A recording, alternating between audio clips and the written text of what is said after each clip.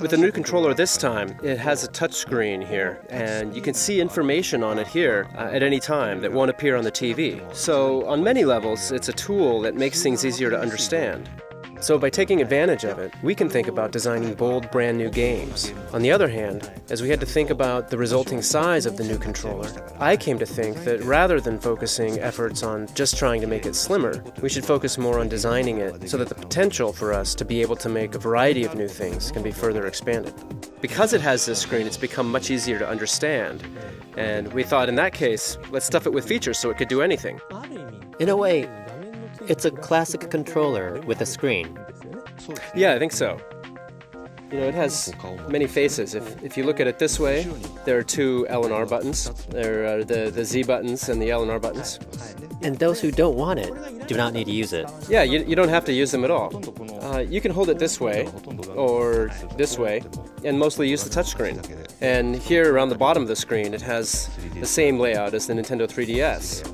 So you're able to go to the home menu with the press of a button. It also has two analog circle pads.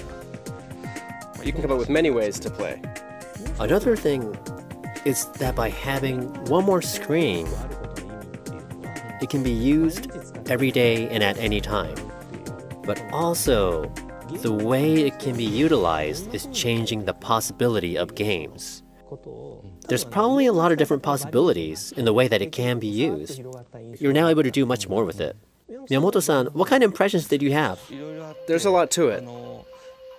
You know, games are basically simulations, but it's too much if you try to take it too far and do something that's too true. That's why we've been making a lot of fake play that seems real up until now.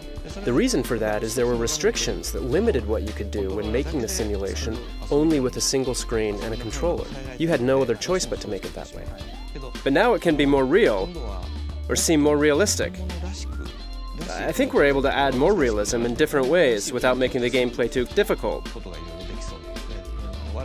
I mean, I laugh at myself about this, but the game of golf, I don't play a whole lot of golf at all, so when the golf ball gets stuck in the rough terrain, I don't really understand how tough that is.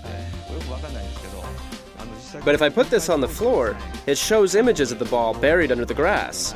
I get a sense of how tough it is in the rough. You can look at the ball, you can see what's ahead of you, and look at the ball again and see what's ahead again. You can look down and away as you swing the club.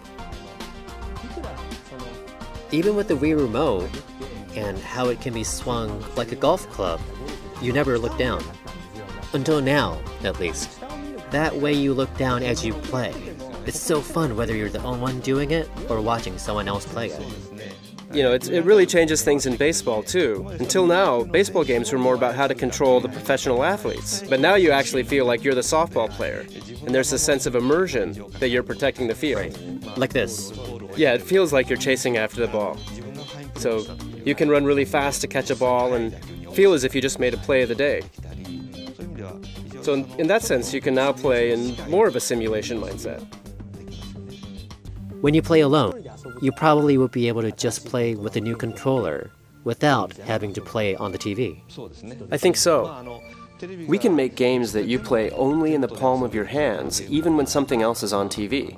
And we can also make entertainment that uses both the TV and the smaller screen.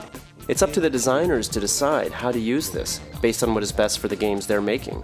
The hardware itself has the capability, so the games can be designed both ways. It'll probably be used in many ways. I think so. More than anything, I'm really looking forward to new styles of play in ways we haven't thought of yet. I think this has a lot of possibilities.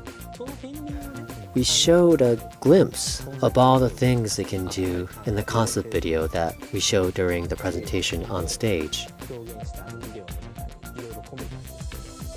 And there are so many, we're just trying to decide where to begin.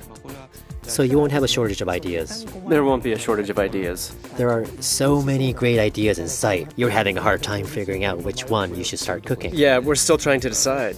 I think as the third-party developers are also thinking up all of their own new ideas, then our vision for the future of the Wii U console will include numerous ways to play.